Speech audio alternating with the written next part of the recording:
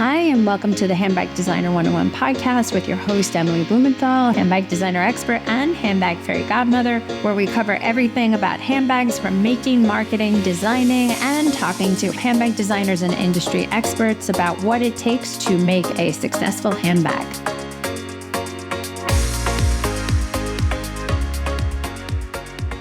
Welcome to Handbag Designer 101, the podcast. Victoria Sanchez Lincoln, bienvenidos. Joining us live from Puerto Rico. I feel global. I feel fabulous, but not as fabulous as you look. So happy to have you. So excited that I get to use a flex and say I know all these people and people like you, because you're always one of my favorites. So hello.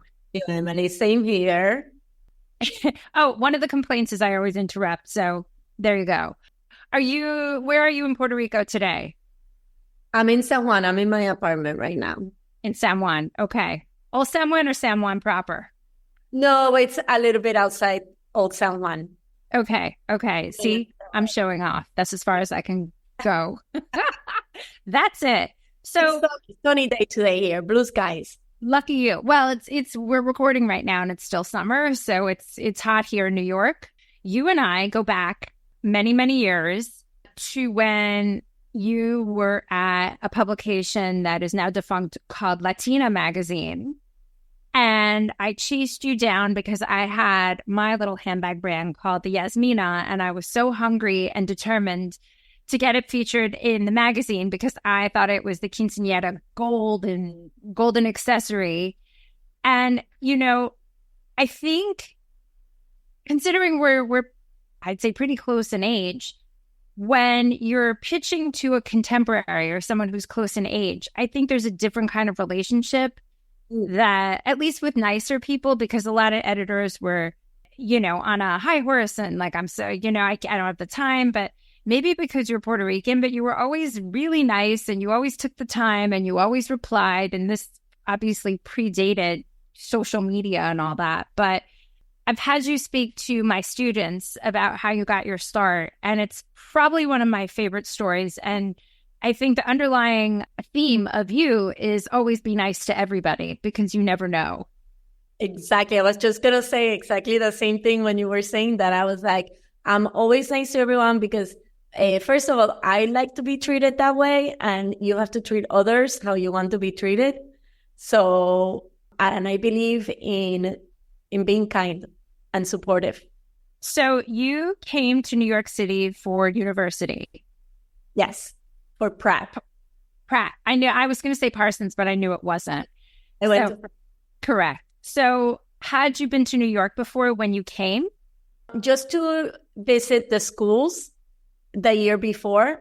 I went to see FIT, Parsons. I did that mother-daughter trip to see the schools. But it was always New York. There was only like one north for me. It's funny. I had a lot of Puerto Rican friends growing up, and it was like either New York or Boston. It was like one or the other, and that was it.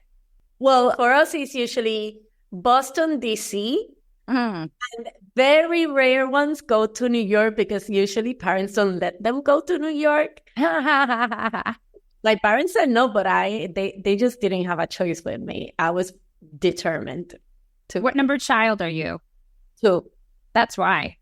Yes. Yeah, the first one went to St. Joseph University in Philadelphia. Yeah.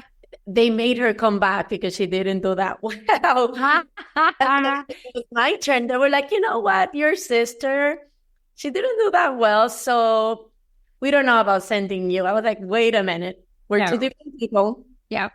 Absolutely not. And I was scared that they were going to make me stay in Puerto Rico. And I knew they didn't have a fashion design program. Mm-hmm. So I knew at that time they didn't have now they have many different options. Right. But at that time, back then in the 90s, 80 myself, they didn't have a fashion design program. I think there was only one, and it was in the south of Puerto Rico. So why go to the south of Puerto Rico when you can go to New York? That's the dumbest thing ever. Come on now. Yeah. Come on. Yeah, that's the wrong commute. We're not going south. We're going north. Yeah, exactly. So I just want to abbreviate the story because it's my favorite story ever. So You were a design major, correct? Yep. Fashion design major. And you had a mannequin in your apartment. Yes. Correct. After I graduated from college, my first apartment. Yes. Right. In my oh my God. That must have been interesting to ship home. So you had this, you graduated. Like, what were you thinking? Like, okay, I have to go back to Puerto Rico. How do I stay here? Because you're probably running out of time, right? To come up with something. Yes. Actually, the way I went to practice, since my parents were like against me doing fashion design and going to New York, I actually got a scholarship from the government of Puerto Rico. It's a very specific program that is actually for people that have a disability, and they choose a major that is challenging to their disability. So did you know about this, or someone brought it to your attention? I need to know this. My grandmother actually found out about it, and she was the one who told me. And because of her, I was able to get the scholarship. Wow. Because my parents keep putting excuses on me about not sending me. And I was like, no, I'm going to figure this out. Oh, the excuse, oh, no, we spend it on your sister. Oh, okay, so here's my scholarship. I'm paying for it. Oh my God, abuela for the win, huh? Yes. And wow. So because I have my disability, I had an accident when I was 4 years old, and I can't use my right hand. But then fashion design is all about sewing, pattern making, tailoring, draping. So you really need both hands for that. Right. But I was so determined that I just, wow. Yeah, I was like, I will figure it out. Wow. Did you ever feel, because I think this is, no, unless somebody's watching this over video, which I strongly recommend, because Victoria is fabulous and beautiful and always glamorous and everything you think a fabulous Puerto Rican girl should be. She's everything plus, plus, plus. But did you ever think that this disability would be something that would ever stop you? Or you always felt that it's just part of who I am and I'm just proceeding in business as usual? Oh, it's definitely a part of who I am. And it's definitely that it has given me a very different point of view in life. And that's how I see things. It's always through a positive lens. When I had my accident when I was 4 years old, my mom wanted to do everything for me.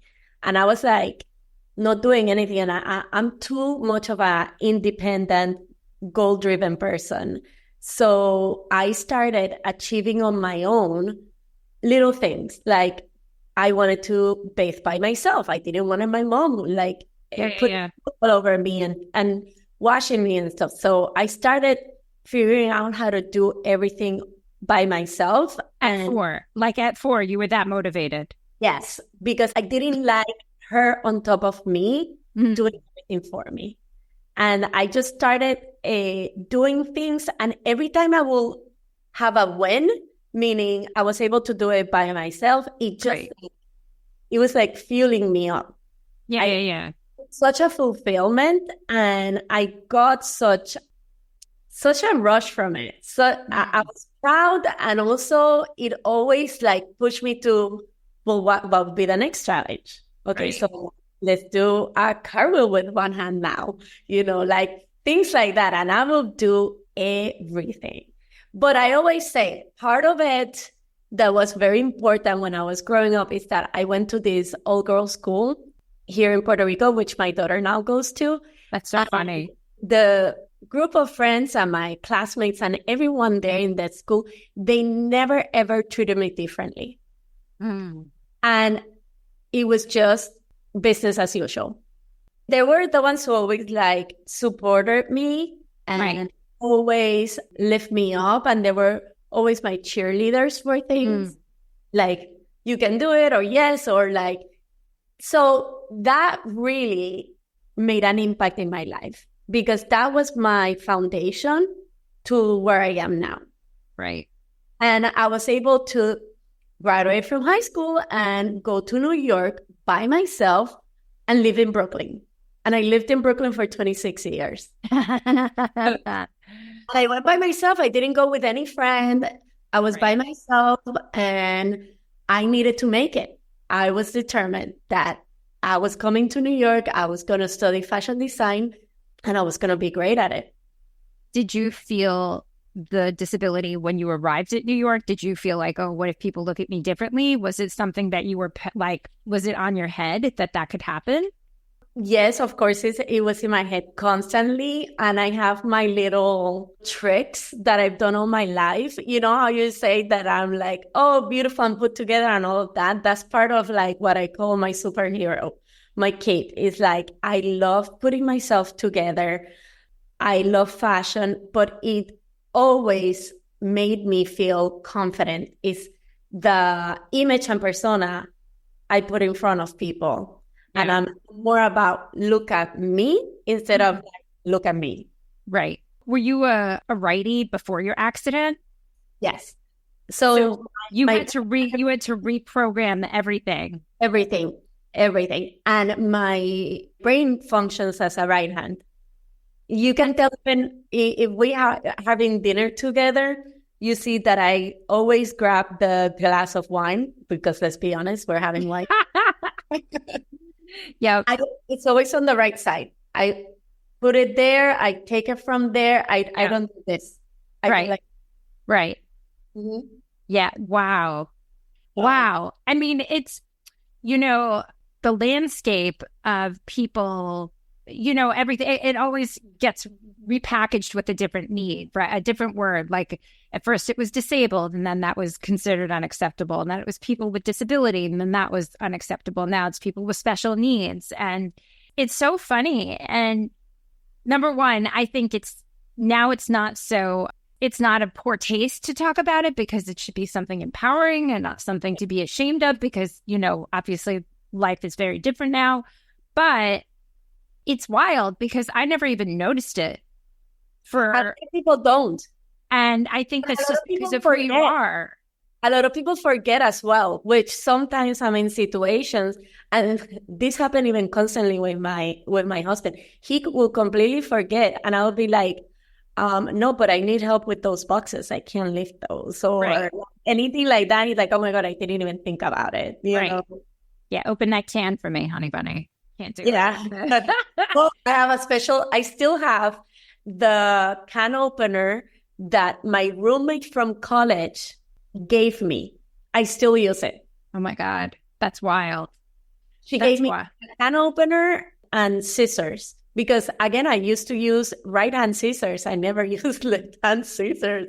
The lefties are out. They're left in the cold, man. Nobody cares about. You got to search far and wide for a lefty scissor. Because I even remember in elementary school, like the right hand scissors were one color and the lefty were like orange, and you'd have to dig through. Like, oh, bless your cotton socks. I don't know how you're going to cut that. Do it with your teeth.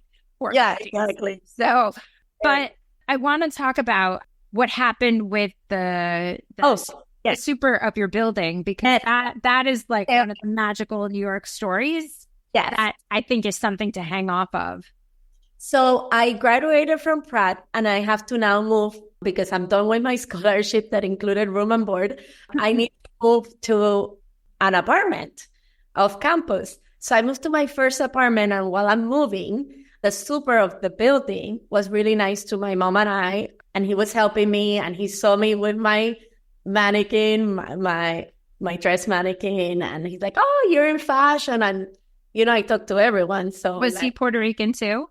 No, he is from... He was Latin. No. Oh, no, he wasn't? No.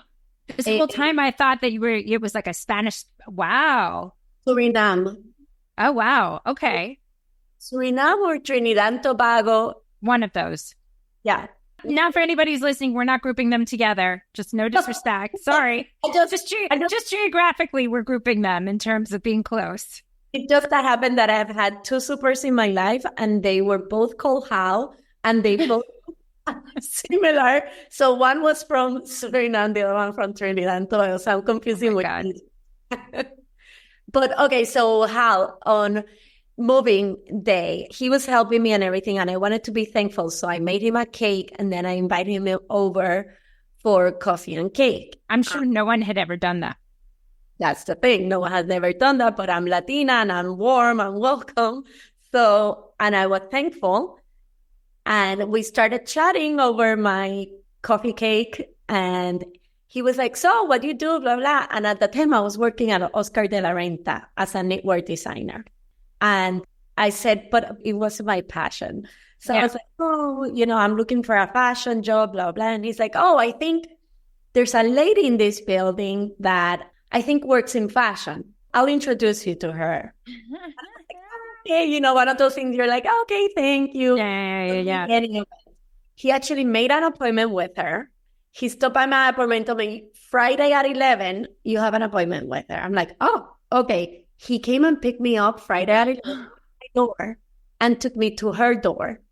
And she happened to be the editor-in-chief at that time of Mode magazine, which was... Rest in peace, Mode magazine. And it was gorgeous. It was just like a Vogue glossy magazine, but for plus-size women, which I always had a special place in my heart for. That was my beginning. My sister were 10 months apart, and she has been plus-size all her life, and I've always styled her, so I knew how to engage with this editor-in-chief, who still till this day is my mentor, by the way. Wow. I was supposed to have a 2-page feature on the month it pitched shut. I think it was like March it closed. It was or November. It was a random month that it was shutting down. Because it shut down after September 11 happened. Yeah. So the October issue was the last issue, and mine was supposed to be in November. So that was it. It was probably because of you, too. The what? It was probably because of you, too. Yeah. I remember working on that November issue. We did it. Or then it must have been whatever. But it probably didn't make it to print, Yeah, that was the issue. We worked on it, and then it didn't. Because I remember they had the shoot. I got all the thumbs up. Oof. Yeah. And it's so funny. As a designer, all you can keep thinking about is yourself. Like, screw the magazine, screw the people out of a job. Like, that was a 2-page feature. No. But how things work out, I ended up... Okay, so wait. So I ended up meeting Corinne Corbett, the editor-in-chief, and she offered me to visit the magazine because I wanted to see how they work and everything. And of course, I spent the entire day in the fashion department. At the end, I thanked her for the opportunity of spending the day there. And I told her that I wanted to be a fashion editor. And she's like, okay, hold on. To achieve being a fashion editor, you have to go through so many steps. Yep. She's like, but there's a fashion internship in the fashion closet if you want it. I was like, I'll take it. Was it unpaid? $5 an hour. Were you still working at Oscar de la Renta? You couldn't do both. So I had to quit. So what were you doing for money? Living $5 an hour. Yeah. Oh my God. Going to all the events, eating at all the events. I didn't have to spend on money, all the fashion events. Oh my God. Yeah, I remember those events and stockpiling, though they were not for the faint of heart. And it's like, you would bring a bag. I think like whatever gift bag they'd have, I would remember putting food in to take home. Yeah. I mean, it was the way. Those were the scrappy days. Like that. Oh, yeah. If you ever wanted to start a handbag line and didn't know where to start, this is for you. Living proof that independent designers can make it big. Absolutely. Blumenthal is one prime example. If you had dreams of becoming a handbag designer and didn't know where to start, this is for you. If you have a handbag brand and are in need of strategy and direction, this is for you. I'm Emily Blumenthal, handbag fairy godmother and handbag designer expert, and this is Handbag Designer 101, the masterclass. Over the next 10 classes, I will break down everything you need to know how to make, market, and manufacture a handbag. Broken down for you that you'll not only skip steps in that handbag building process, but also save money in that learning curve. For the past 20 years, I've been teaching at the top fashion universities in New York City, created the Handbag Awards, and also the Handbag Designer 101 podcast. I'm going to show you like I have countless brands from sketch to sample to shelf, whether you're just starting out and don't know where to begin, or even if you have a handbag line and just need some strategic direction, the Handbag Designer 101 Masterclass is just for you. So let's get started, and you will be the creator of the next it bag. Join me, Emily Blumenthal, with the Handbag Designer 101 Masterclass.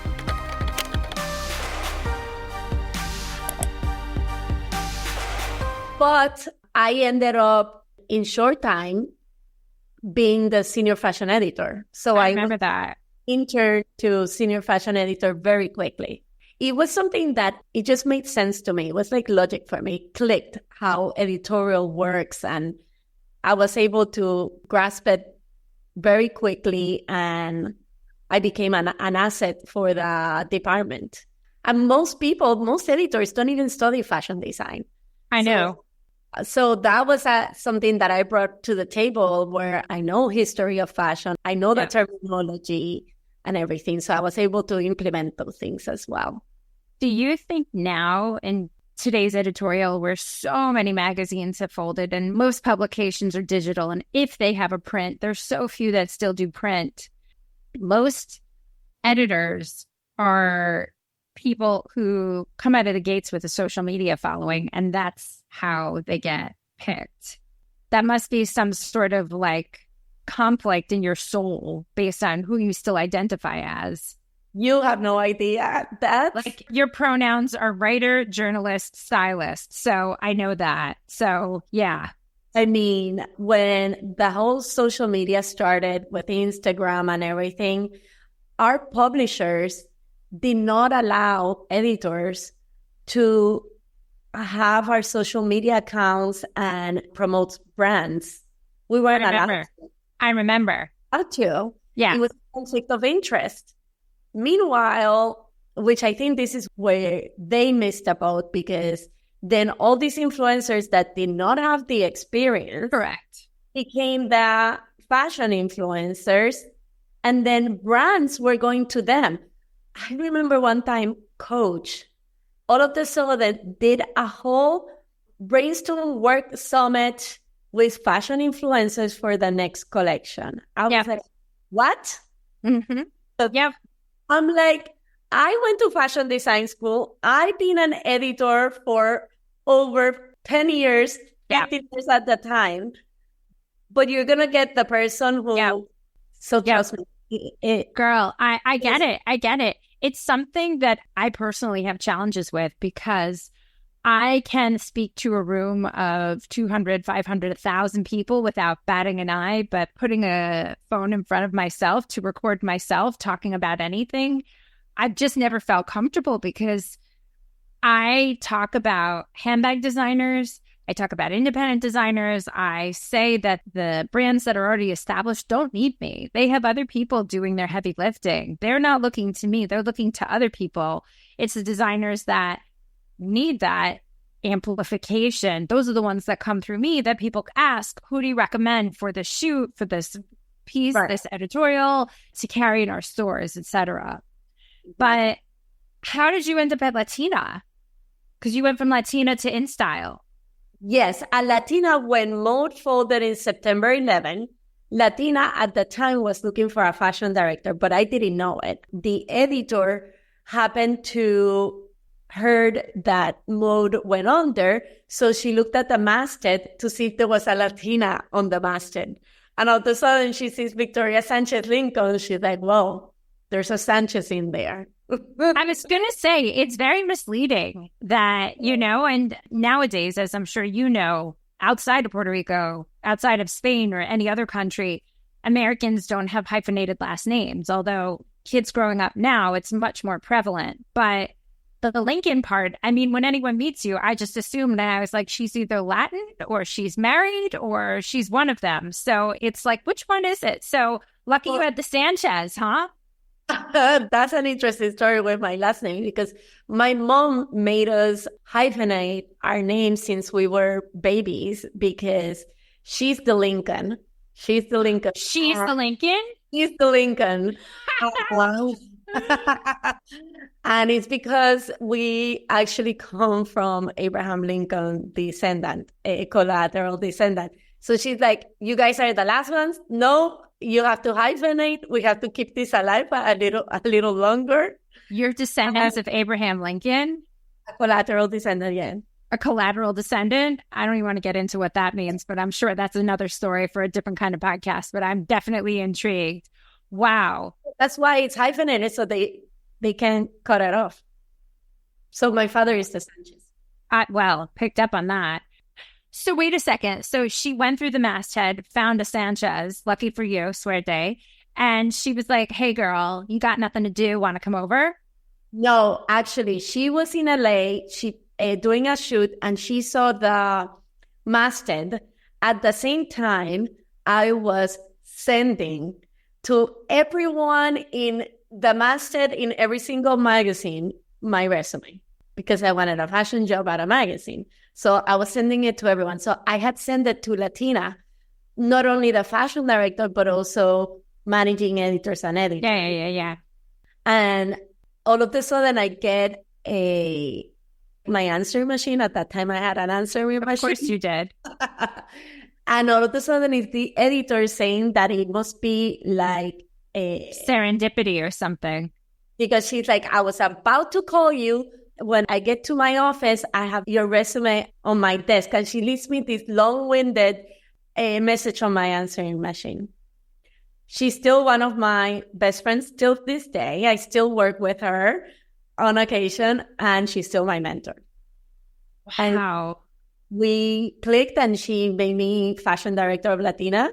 And I'm the only person at the age of 23 that became a fashion director in New York. Wow. Legacy. Wow. Lucky for you. You're fabulous. So, and smart. That too. So I want to, before we keep going into the land of Victoria, not to be confused with Victoria Amelia, who's your daughter, which I live for, the hyphens. It's my favorite thing. How, because I really want to bring this back to handbags in some shape or form. So the reason why we connected is because I was pitching you. Yes. And I thought you had a really, really, and this sounds cheesy, but I thought you had a really unique angle in terms of how you look at accessories, how you look at handbags. And I don't know, you gave me good advice on how to pitch. And we spoke to Lauren Parker recently, who's a B2B, business to business publication. She always has, but you've always worked for business to consumer commercial pubs. I would love you to share some insight in terms of how an editor looks at product. And this is independent of affiliate links or any of that stuff, what you need today. But how do you think somebody should pitch an editor? Like, what do you think are some tenets that designers can follow that you look for and you still do with clients? Well, before I get to that one, I will tell you why I love your product so much when you pitched it to me. You had a very innovative construction in your design. I did. It was patented. Yes, I remember that. And I thought, being from design background, I thought it was genius how you did that purse that went over, that it was like a hand jewelry thing, bag, and it was amazing to me. That was the research. I thought that was very out of the box, and that's what editors like to look for. They want out of the box, but it needs to be practical. It needs to serve a purpose. So yours definitely served that purpose, and it was unique. And then you made it in all these colors and in beads, and it was like an array of like Baskin Robbins, choosing the flavor, which one you want, But that was what caught my eye and my interest as an editor. I was like, endless options, function, innovative design. The price point was good. I look at all the things. I look at price point. I always like, and this is coming from my experience at Real Simple, but how do I serve that consumer trying to get out of their house every morning? And that's why it's so important that designers know their customer and know the customers of the publications or the mediums that they're pitching, the stores they're pitching. I can't tell you, and I'm sure you've dealt with this before, that designers who create bags that are thousands of dollars or $800. And it's like, I could maybe feature that once in a one-off, but it's not something I'm ever going to be able to do ever again. Yes. So, and being at places like Real Simple and even InStyle and all of that, it was like, okay, you have to think about the consumer. This is not their only thing that they're spending on. Some of them have families. Some of them might need to spend more on the couch that is going to be enjoyed by the rest of the family. And it's not a single purchase that it's for them as only. So all of that I will put in my filters of picking an accessory. I look for design, function, price point, all of that. Do you know one thing that was always challenging as a designer? And I always felt this was probably one of the biggest issues, that if you are a small business or a designer and you pitch an editor, now chances are you're not changing your handbags, your product every season. There's no reason, right?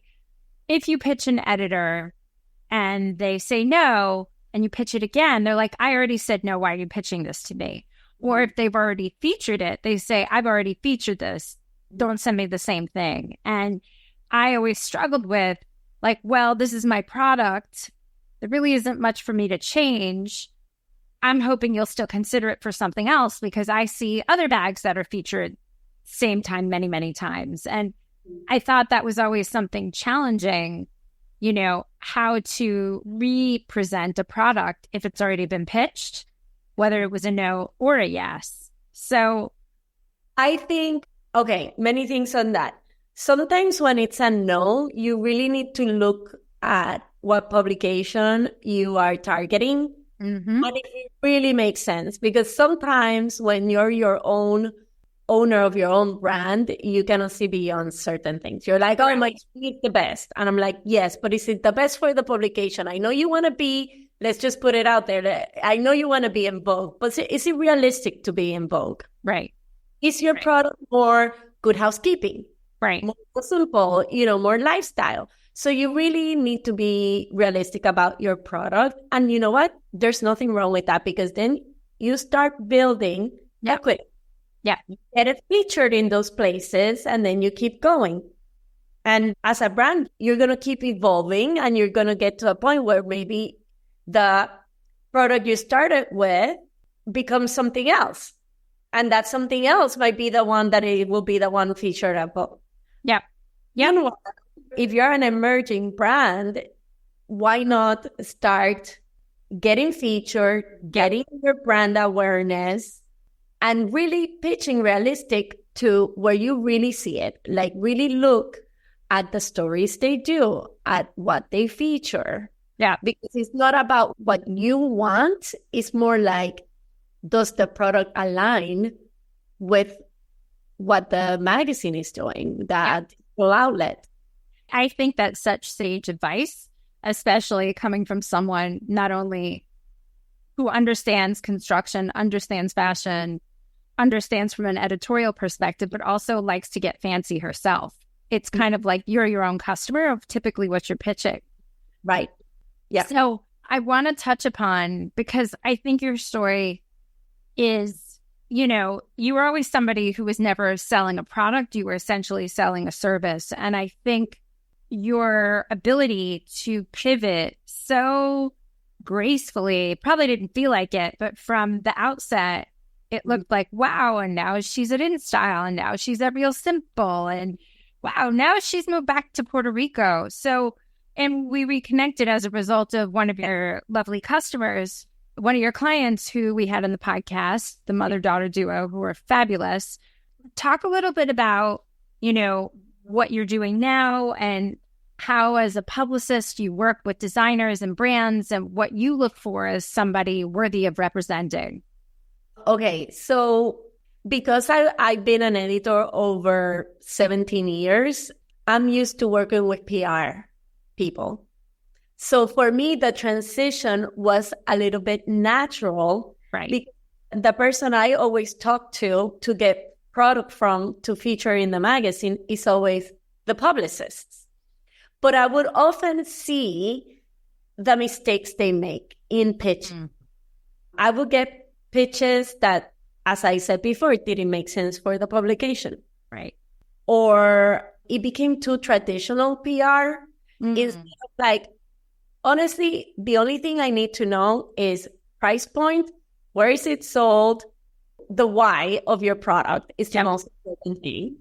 I mean, sell me on the why and then give me price point, color, availability, and nowadays affiliate program, and I don't want a huge press release on the story on your client. Yeah. Give it because as editors, we get so many emails. Yep. So what I like to do as a publicist is do the job for them. Yeah. Because I've been on that end. Let me give it to you in bite size, bullet points, like quick, but in the way that I know how you're going to translate it into your publications. That's how I do my pitches. I don't do them traditionally like how it's usually done. I think that's smart. And they do copy and paste. Yeah. Yeah. Especially locally in Puerto Rico, when we put out our press releases, literally it's copy and paste. Even how I structure it in how it's structured in my email with the images, even in that order and everything. They don't change anything about it. They're like, okay, they did it for us. Because they know that we have editorial background. That's how we put the voice, the messaging, and everything in the press release, which in other publicists might still be too traditional in the PR format. Yeah. That is so interesting. And what do you think? What if a brand does not have affiliate links? Okay, so that's really hard nowadays, to be honest. I hardly take any clients that don't have it. And it's not because I don't want to. It's because nowadays is the sad reality. Wow. You either have to have an exceptional product where everything is top tier. Your message, sustainability, social responsibility. I mean, everything needs to check the boxes for them to consider it, because they're not going to get a commission out of it. And nowadays, publishers have had so much lost in their revenue, in ad revenue, that this is the way they're making the revenue. And they need the stories to performance. And if the stories don't perform, there's no digital outlet. So the church and state that used to exist before, now it's very much blended in.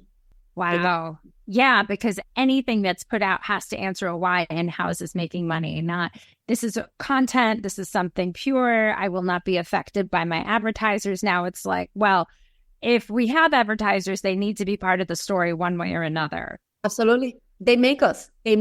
So, same thing with like Amazon. You have to produce certain amount of stories of Amazon because Amazon gives the most commission. Wow. That's crazy. Wow. This has been like enlightening deluxe. Can you just share just a little bit more about what kind of handbag brands you think are interesting to you nowadays, and what do you think is hitting and being responsive? I'd love to hear. Oh, interesting. Because I could go either way. I could go luxury, or I could just anything that I like.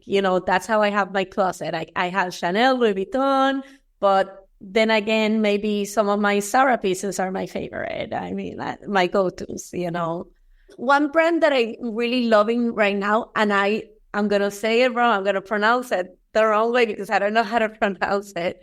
𝐉𝐸? Yeah. Yeah. It's Spanish.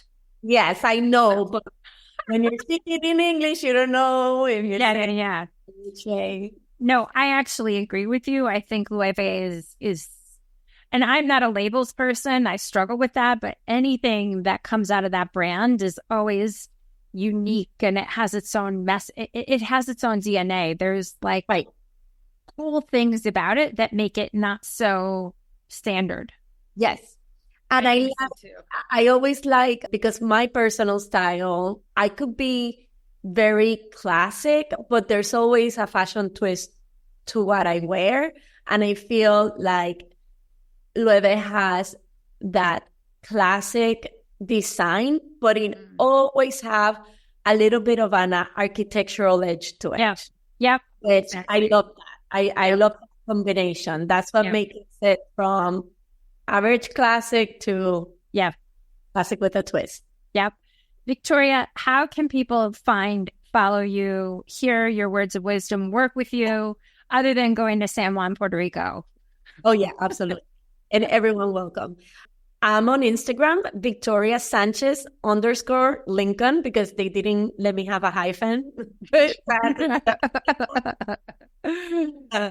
And I'm also VSL _consulting, or my website, victoriasanchez-lincoln.com.